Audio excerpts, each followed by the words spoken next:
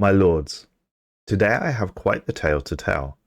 The recently conquered planet of Fincastle in the Arcus system was home to a race of Toxoids, a grim race who seemed to enjoy living in the squalor of their toxic world. In any case, it appears that this race, who referred to themselves as the Pari Empire, were dominated by a religious cult consisting of a holy order of knights on an ancient crusade to find an entity they refer to as the Toxic God. Superstitious fools indeed. A station orbiting their homeworld was a bastion of this order and contained within it a great many records regarding their crusades across the galaxy and give much insight into their false god. A regular occurrence was for knights to quest and crusade, returning to their bastion with clues into their lost god and occasionally new technologies to boost the order's strength. The chronicles of the knights are well kept and organised into the tales of their individual endeavours. I shall start with the order's founding. Long ago, our planet was divided. Petty kings squabbled constantly, and our population bled for their vain ambitions. But with the coming of the first High King, this all changed. Their inspired leadership forged a kingdom without equal. Above all else, the High King was pious. War was waged against any who denied their god, but still the heretics persisted. The king's prayers were answered when the toxic god visited our world. Though its time among us was brief, its baneful influence poisoned the lands of the unbelievers. Any who survived pledged fealty to the High King. For the first time, our world was unified. The toxic god soon left us, but the king, determined to find it, founded an order of knights. For centuries, these valiant souls searched tirelessly, but to no avail. The toxic god had long since departed from our world. The next chapter of the quest would be written in the stars. With the use of powerful relics, it was the Order that built our Empire's first orbital station, a mighty keep. It would become the springboard from which we plunged ever deeper into the cosmos. Chapter 1. The Tale of Knight Germadine. The Knight Commander was stern and severe. Around him, all the knights were present, either in the flesh or via holocoms. They stood silently as the commander spoke. Knight Germadine, thy reckless behaviour almost brought death upon 5 of your fellow knights. Thou art of pure heart, and thy girls noble, but transgressions against the Holy Order cannot be overlooked. By my powers I strip thee of knighthood and banish thee from the Order. May fate have mercy upon thee. Germadine bowed, deposited the insignia of the Order on the hangar floor, and then turned without a word and climbed aboard her small ship. Later, chronicles would report that the banished knight Germadine knew the sentence to be fair, but that did little to ease her grief. When one's whole life has been in service of the Order, to be cut out from it is like losing a limb. As she had done many times before, Germadine flew out of the keep's hangar and into the great beyond. This time, there would be no return. Cast out from the Order, Germadine made her way deep into a nebula. On a previous quest, she and her squire had met a sage living on a secluded moon. Great was their knowledge, and greater still their powers, for they belonged to a coven of the Shroud Witches. Germadine was in need of guidance and hoped to find solace in the sage's advice. Stories tell that Germadine renounced her weapons and spent months amongst the sage's students. On this moon, the values of the Order mattered little, and while chivalry was respected, it was not an end in itself. Many were the lessons imparted by the sage, but the ambition of Germadine was unquenchable. The quest called, and she would answer once again. It was late at night when the sage came to visit Germadine. They handed back the weapons that the knight had abandoned, along with a data crystal, and a note that read, "Thy squire is in grave danger. Thou art knight no more, but the young one's life rests in thy hands. Go now. The perilous nebula awaits." This information led Germadine into an asteroid field. Anchored to one of the largest rocks was the Damsel, an ancient corvette. Next to it, another of the Order's ships betrayed the presence of a knight. Worryingly, its distress beacon was active. Germadine entered cautiously, stepping into the theatre of a brutal fight. Weapon impacts, both ancient and recent, littered the walls, and fragments of robots were strewn around. A little deeper in, the lifeless remains of a knight of the Order and the trail of a wounded Pari beckoned Germadine. Deep within, the banished knight found a body in stasis, her squire's body. Monitors showed that the young Halogran Hawks was wounded, but stable. However, when Germadine approached, the ship's security systems whirred into life. A chilling voice echoed. "Step back, marauder. Thou art not welcome aboard." "Stay thy weapons. I am no marauder," Germadine responded. She was greeted by the ship's AI, and the AI appeared to be sentient. The AI spoke. "Let me get a good look at thee. Indeed, please accept my apologies for the confusion. I am known as Sinople." Germadine inquired into how her fellow knight died. The AI responded, "Knight sayeth thou, were thou related? If so, accept my condolences and another apology. I thought the intruder to be a marauder. When I asked that they leave my ship, they became highly aggressive. Several of my maintenance droids were destroyed trying to stop them." Next, Germadine inquired about her squire, Halogran Hawks. "Thy squire made me soon realize the mistake that I had made. She had been wounded in the fight and lost consciousness soon after. I placed her in this medical stasis so that she may heal. Ever since my crew was abducted by marauders, I have been very lonely. I hope to enjoy thy squire's company for a moment after she healed. I was hacked and taken offline as the marauders approached. Once I overcame the hex upon me, the security footage showed them capturing my crew after a fierce fight. They have probably taken them into slavery. My databanks indicate that marauders often do that. All of this was long ago. It took ages to repair myself after the hack. Many parts of my memory banks are still locked even to me. But tell me, if thou a knight, what is thy quest?" Germadine gave the AI details regarding her order's hunt for the toxic god. The AI replied, "I have multiple records of my encounters with toxic spacefaring entities. Unfortunately, most of my memories are locked. I can access the index of the records, but not the information itself. If I help thee, I want thee to take me off this ship. I long for contact with other sentient beings. Would thou bring me to thy lord?" It would seem that Germadine chose to take the AI with her and return to the keep orbiting her homeworld. The return to the Order's keep was momentous. There, within the Great Hall, Sinople revealed that they had made contact with an entity very similar to the toxic god sought by the Order.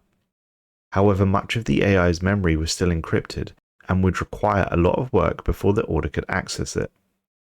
As for Germadine herself, she not only put her life on the line by coming back, but also managed to bring back a tangible clue and save Squire Halogran. For this, the Lord Commander took the decision to lift the banishment and dubbed Germadine a knight once again. Chapter 2: The Tale of Knights Oxygul and Arson. Tales tell of the Knight Oxygul, who left the keep many years ago on a secretive mission never to return. Such was her prowess that many refused to believe that she had perished, even though her return was long overdue. Among them was her partner Arson. Long did he search for clues as to Oxygul's destination. Finally, he discovered a dusty parchment in a hidden compartment of their quarters. Though the parchment was faded and crumpled, 2 words had been circled numerous times: the Milvornis Cluster. The Knight Commander swiftly approved a quest to pursue the lead. It was no easy feat for Knight Arson to locate the Milvornis Cluster. Certainly it was not on any map known to the Knight's Order. The chronicles tell of how he travelled far and wide until at last he came across a people who recognised the name. "Travel for 3 full days rimwards of Benami, and there thou shalt find the Milvornis Cluster," they spoke. Little is known about the place, for no traveller has been there in living memory. It is said that the cluster is barren, empty of all life. If thou goes there, then good fortune upon thee, for we do not know what thou shalt find. And so Arson set off, post-haste. When Arson arrived in the Milvornis Cluster, he found that it was indeed empty, and for the first time he felt despair. This had been a most promising lead, but now it seemed as if it had all been for naught. Then, as if emerging from a dream, sensors revealed a planet shrouded in darkness. Its orbit entwined in the space betwixt the stars. Bestowing upon it the name Shadowed Princess, he set a course. Arriving at Shadowed Princess, Arson found clear signs of the toxic god. Substances like those left on the homeworld after the entity's passing were here, present in great quantities. Even better, a light spaceship was discovered, almost intact save for significant corrosion that had compromised the hull. However, elation quickly turned to sorrow, and Arson wept as he located a corroded Pari skeleton nearby the craft, all that remained of his late wife, Oxygul. The long stay in the darkness of space had caused the god's poison to react unexpectedly, concentrating to such a degree that it could only be handled with extreme caution. It was clear to Arson that the toxic god frequented the Milvornis cluster several centuries before it visited his homeworld. With no further clues to the god's current location, Arson returned home. Samples of the deity's toxins retrieved by Arson greatly advanced the Order's knowledge of the entity's properties. For this he was celebrated, and ever since songs have been sung of his travels. Chapter 3: The Visitor and Knight Pastir. In the year 2238, so the chronicles state, a holy visitor came to our homeworld. A figure shrouded in mystery of a species hitherto unknown to us. He called himself simply Hod, and offered us a bargain. In return for a price yet to be named, he would send a knight into the shroud. From an entity within the depths of the shroud, the knight would at last gain the knowledge that we sought. To delve into the mysteries of the shroud, the Grand Master nominated Knight Pastir. With the holy visitor's guidance, he entered the unknown. Visions previously unimaginable flitted across his consciousness before an entity appeared. The Sarsaurus of secrets, the visitor whispered. This being took a form Pastir could only describe as beauty beyond compare. The visitor spoke again. Give us the scent of the first day of summer, the satisfaction of a challenge overcome, and the warmth of a lover's embrace. Only then shall I reveal to thee what thou wishes. Pastir accepted this bargain. He felt new memories enter his mind. Suddenly, he and all of the Paris could perfectly recall the very moment the toxic god unleashed its gift upon the homeworld, even though it lay centuries in the past. However, as one, the entire populace of the Pari Empire felt a profound yet intangible sense of loss sweep over them. Formerly pleasant sensations were dulled, apathy spread like wildfire, and afterwards it was hard to dredge up motivation for even the simplest of tasks. Despite this, the Order thanked Hod and praised Pastir for successfully bringing back new memories from within the shroud. Chapter 4: Knight Argom, the Challenger. One day a stranger arrived at the keep as a tournament of squires was being held. Most of the Order's knights were present. Clad in a neutronium armor, the stranger strode into the combat grounds. The joyful clatter of the crowd died down as the newcomer drew his weapons. The challenge was clear, and with the blessing of Lord Commander Halagran Hawks, Knight Frunkling answered the call. Within moments the fight was over, and Frunkling lay bested upon the ground. Knight Radior met a similar fate, as did her sibling, Knight Nitrogus. With 3 knights down, the Lord Commander summoned the Order's champion, Knight Argom. The chronicles are full of mighty warriors, peerless knights who have never known defeat, and Argom was well on her way to join the ranks of these legends. The champion entered the arena, weapons at the ready, and saluted her opponent. Many a ballad would be written of the duel between Argom and the Sable Knight. For hours they fought, the challenger unable to trump Argom's guard, and the knight unable to pierce the advanced armor of her adversary. Thou art of passing skill, the stranger's voice echoed in the arena. I see thy reputation is not a boast. He laid down his weapons. I yield to thee, champion. Wouldst thou allow me to return from whence I came? The Order's code was strict, and that question had but one answer.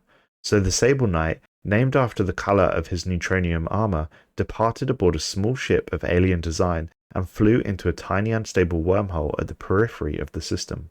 Lord Commander Halagran expressly forbade anyone from following, and sent Argom to monitor the unstable wormhole until a science team could be dispatched. Not long after, the champion was confronted at her post by the knights Frunkling, Radior, and Nitrogus. They asked to be let through so they could face the Sable Knight once again. Give us a chance to restore our honour. Thou hast never known the bitterness of defeat. Its foul taste is best washed out in blood. The Lord Commander's orders are clear. Thou shalt not pass, Argom said solemnly. There was a long pause before the reply came through from the other 3 knights. We are going through, and thou shalt not deny us. Prepare to be boarded.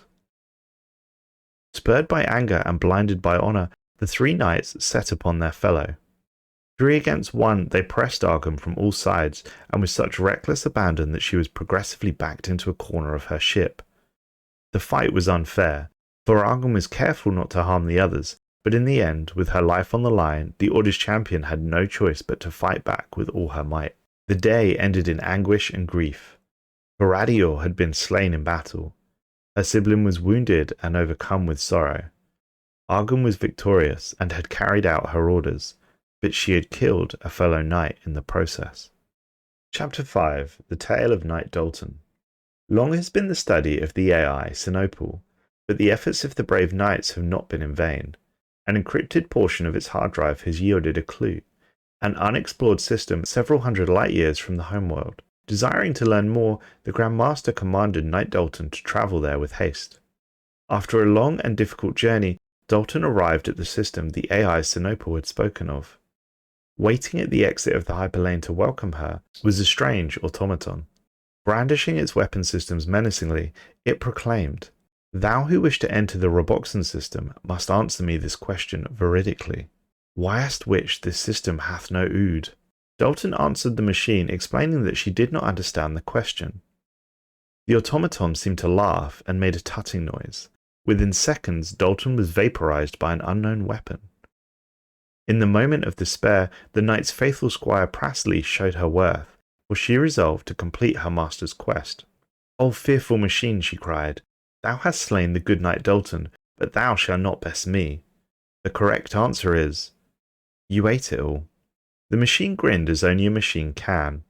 "Ah, thou art wise, for that is the answer contained within my databanks. Thou mayest pass, if doth that pleases thee." With that, the automaton disappeared in a cloud of smoke. And so Squire Prasley, now alone, entered the Roboxen system. There she came upon a planet recently visited by the toxic god, perhaps even as little as a century ago, judging by the telltale signs it left behind. As she entered orbit, a signal was picked up from the surface. "Greetings, I am Hules, a subsentient AI and servant of the noble Sinople, who I believe thou knowest. As my designated liege AI bade me, I have surveyed this planet and discovered much about the mighty swarms with which the toxic entity beset this world. This information I shall now transmit to thee."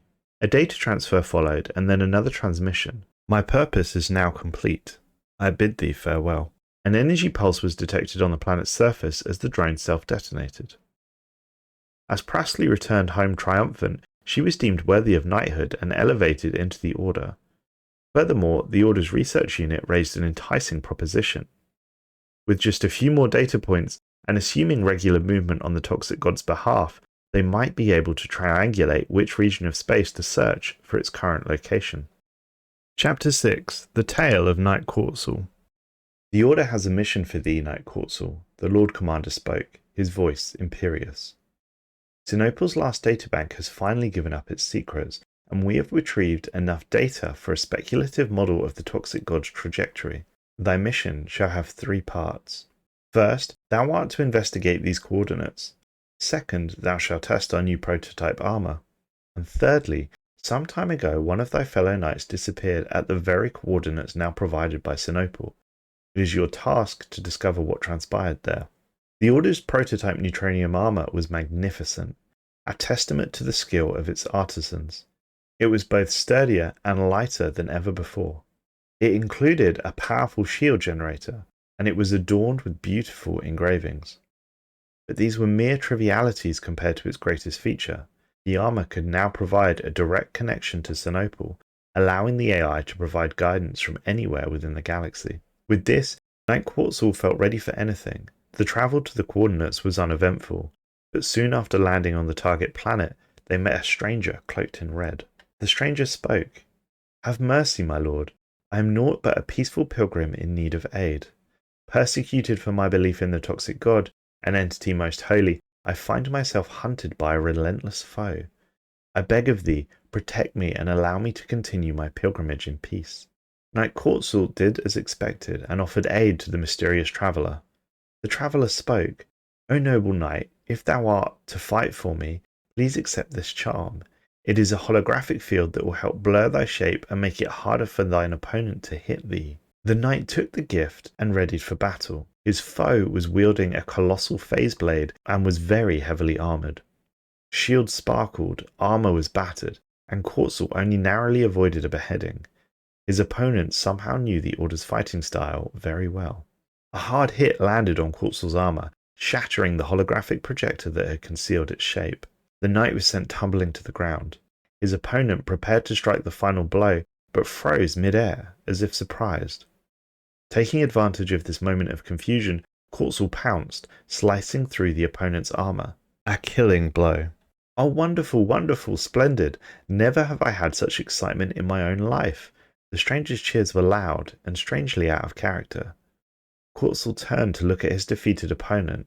Their armour shimmered, and the holographic skin that had masked their true form was dispelled. In front of Quetzal lay the remains of a knight of the Order. "Oh nay," the stranger laughed, "it seemeth though thou hast slain one of thy fellow knights. How unfortunate!" The stranger's mocking words echoed as they disappeared in a cloud of purple smoke. Knight Quetzal knelt beside his fallen comrade, anguished at having been duped by the stranger's holograms. In a storage unit affixed to their armour, he discovered something unusual. A databank filled with wondrous secrets about the workings of the toxic seas. Chapter 7. The Tale of Knight Curio. It came to pass that during the travels of Knight Curio, an otherwise obscure and disfavoured knight, she happened upon a signal emanating from a debris field in the space between the stars. She speedily laid in a course to investigate closer. As she neared the source, she heard a beautiful voice calling from across the ether. "O brave knight, I have waited for thee for millennia, hoping that thou would come to my celestial forest. Now that you are here, I hope that thou wilt spare me the time to visit my humble abode. I promise young thou shall findeth worthwhile." A small station had appeared as if from nowhere. Impetuously, the years of fruitless searching having made her impatient for a stroke of fortune, Curio moved her craft into dock. As Knight Curio boarded the station, she was greeted by a feminine being of incredible beauty. She looked like a pari, and yet there was no mistake that she was an entity far more advanced. She smiled, and Curio realized her concept of attractiveness had been limited, even constrained until now. She felt an uncontrollable lust growing within herself. The being spoke. "I am Semele, spirit of the wayfarers and vagabonds. I has deemed thee worthy." She looked Curio up and down. Worthy indeed. Semele smiled again, invitingly this time, stepping closer to take Curio by the grappler. "I wishes thee to partake in amorous rites, so that we can maketh many fine offspring." Curio could only nod in acceptance. What follows defies description, and Curio would later refuse to speak of it. After the conclusion, her view fell upon a curious device. The air seemed to shimmer in ever-changing patterns around it, and though it was quite small, it somehow gave off an aura of vastness. Curio was sure that she had never seen anything like it before. Semele lay asleep. Curio hesitated. Some instinct told her that she should leave now, quickly, before Semele awoke. Despite her fairness, she sensed a great wrath within her, slumbering below the surface. And yet, the knightly order, which for so long had treated Curio with scorn during her long and fruitless search, would surely praise her highly if she returned with the mysterious object to investigate. Curio took the device. "Deceit!" Semele cried. "Thou would cometh here and seduce me, and then stealeth from me? Villain! I had thought to bless thee, for thy performance was most pleasing, but now leaveth. Thou may taketh yon device, 'tis almost worthless, just be gone." Curio left as quickly as she could, and even though the knights back at the keep would find the device to be the very opposite of worthlessness, for by unknown means it could manipulate the very dimensions, Curio would always wonder what blessing she may have received had she only given in to temptation once more. Chapter 8. The Legend Returns. Deceived and betrayed, Knight Pastia met his fate at the hands of a dark wizard. Engulfed in purple smoke, he disappeared, never to be seen again. On yon day we lost a most gentle knight, one of the founders of the Order. Here ended the history of Knight Pastia. Centuries ago, historians wrote about the death of Knight Pastia, who helped create the Order, and who witnessed the toxic god's visit to our world. Today, however, an addendum to the chronicles will have to be written, for Knight Pastia had returned. The Order investigated an energy spike on the homeworld and met Pastia freshly returned from interdimensional travel. He has been discreetly taken in by the Order, who will help to verify his identity and tell him what has happened while he has been away. Knight Pastia sought an audience with the king of the Pari Empire. Their conversation is documented. The king asked Knight Pastia what had happened to him during his exile. "I'm not sure. Thy people told me I had travelled to another dimension. To me, it was like a year-long dream with no awakening. Nothing made sense, neither what I had perceived nor my own feelings. All that saw me through the ordeal were memories, recollections of people I have known, those I have loved and those I did not. The wizard who sent me there, as well as my own wrath, and most especially the one who holds the key to my heart. It was a chaos, but in the end, I gleaned some precious insight in the process too. During my exile, I did see things, like looking through a fractured mirror. The same scene did repeat again and again, with tiny variations. Much of what I saw was nonsensical, but some were about people that I knew. One was about the mage who cast me out. That one was on a lone rock surrounded by stars. There he did use his craft to hide. Something toxic, perhaps the god itself. I did talk with the Lord Commander, and thou seemeth to have enough clues to find this place. We only need thy king's permission." It would seem that the king gave Knight Pastia his permission, as the next entry details his search for the toxic god. The data point recovered with the AI's Sinopal's help has allowed us to chart the path following the toxic god and to pinpoint the system where it might have gone next. However, upon entering the system, Knight Pastia reacted immediately. "He's here, I can sense his presence." We followed his directions to a forlorn moon. Upon landing, our knights were immediately confronted by none other than the trickster, previously encountered by knights Quetzal and Pastor in the days of old. "Thou art persistent," the trickster said, "but this is the end of thy quest. My own master shall not tolerate thy foolish beliefs to fail the balance of the shroud any more than they already have. There is no toxic god, and soon the toxic knights will be no more." As the trickster fell silent, we registered multiple signatures entering the system. Shroud entities. The Order's fleet was beset by energy beings summoned by the trickster. At the same time, on the moon itself, our valiant knights were also set upon a host of shroud beasts conjured by the rogue Shroud Walker. Our knights were driven back, but soon rallied around the Lord Commander. The knights reformed around their commander and dove once more into the fray, and at the heart of the melee, Knight Pastia laughed, revelling in the purity of combat. At least one thing had remained unchanged while he had been gone.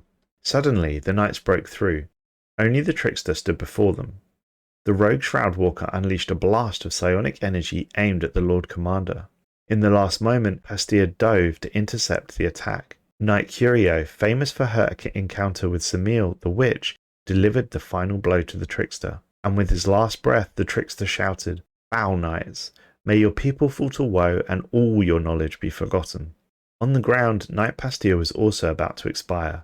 Chronicles would later report his last words as, "Rather he slayeth me than my liege, for my death shall not be great harm, not half so much as his." In the aftermath of the battle, the knights searched every inch of the moon. At last, deep within the southern reaches, they discovered a baneful contraption left by the trickster. Energy thrummed as cracks appeared in the machine. With the death of its creator, it was gradually unraveling. Streams of psionic energy spilled forth. Within moments, the machine was reduced to cinder. From orbit, the ships reported a strange subspace phenomenon at the edge of the system. Gravity itself has shifted to accommodate the restoration of a blocked hyperlane. The resulting energies unleashed a powerful EMP, frying most systems aboard the Order's ships. The greatest fleet ever assembled by the Pari Empire has set course for this new unknown system to greet whatever hides within. Chapter 9. Journey's End. Upon entry to the system, our fleet is met with swirling corrosive mists. Within them lurks the toxic entity that we have been searching for. A metallic maw, a thick, oozing carapace, and tentacles and gas sacs. This spacefaring behemoth glows with a sickly green light. It appears we are not welcome, and the beast turns to face us. A great green beam of superheated plasma blasts into the fleet, destroying swathes of corvettes and strikecraft. Fortunately, the shields of our battleships seem to be able to withstand at least glancing blows from this lance weapon. Next, the beast launched what appears to be fighters. However, as they closed in on our fleet, they are actually insectoids, living parasites defending their home. The beast was mighty, every shot from its plasma lance destroying more of our fleet, and our flak cannons barely keeping its insectoid strikecraft at bay. Soon, however, our battleships approached firing range and could release salvos back at the beast. Gigacannons fired at maximum range. There were some misses, but the Tombic, Calicinium, and Gallatin all scored hits, a colossal shell tearing one of the appendages clean off the beast. The beast returned fire with renewed anger, but our pilots learned quickly. Afterburners on maximum, we evaded the lance weapon. Our fleet fired another salvo of gigacannon, and the beast shrieked as its shields flickered and failed. Perfect timing, but now our neutron launchers were in range. All remaining ships fired and scored multiple hits, bits of green armor flying off the beast, leaving great gaping wounds as it bled into space. It became apparent that the beast was defeated. It had spent all of its parasitic strikecraft, and its lance weapon was no longer functioning. It floated, wounded at the mercy of our mighty fleet.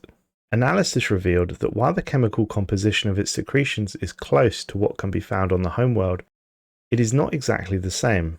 Is this an offspring of the true god? Could there be others, or was this merely a beast from the void? Whatever the truth, our scientists speculate it could be nursed back to health. We could have this thing at our beck and call. The Lord Commander decided quickly. This entity was no god, it needed to be put down. As its body convulsed, its venom sac burst open, rapidly distributing corrosive material across the system. Through rapid evasive maneuvers, our fleet managed to reach a safe distance, but the entity itself was not so lucky, struck down by its own poison. Its flesh decomposed rapidly, leaving naught but its maw behind. The Knightly Order has taken it into its custody as a trophy or relic of sorts, to be brought out only on special occasions as an ultimate demonstration of the might of the Order. After finding the toxic entity, our knights lost the trail of the toxic god. The connection between the two is unquestionable, but if the archives are to be believed, the entity pales in comparison with the original, which was immensely more formidable and actually sentient. Today, however, our search for the toxic god finally ends. We have picked up trace amounts of a noxious substance being expelled from the supermassive black hole at the center of the galaxy. From this study, we have acquired with some certainty that the toxic god resides within that black hole, and ultimately very much beyond our reach. The Lord Commander has ordered all knights to direct their efforts towards recovering anything black hole related, but there is little hope of success. It is here, my lords, that the tale of the toxic knights and their quest to find their god ends. Perhaps, had we not bombarded their world into dust, one day they may have found their false god. In any case, I'm sure should it come out of whatever hole it hides in, our guns will have sufficient bite to put it down for good. Thank you for watching, folks, and a big thank you for Paradox for the story, and for giving me the opportunity to test the DLC and write the script before launch. If you are interested in another Stellaris lore story, then please click the video on screen now.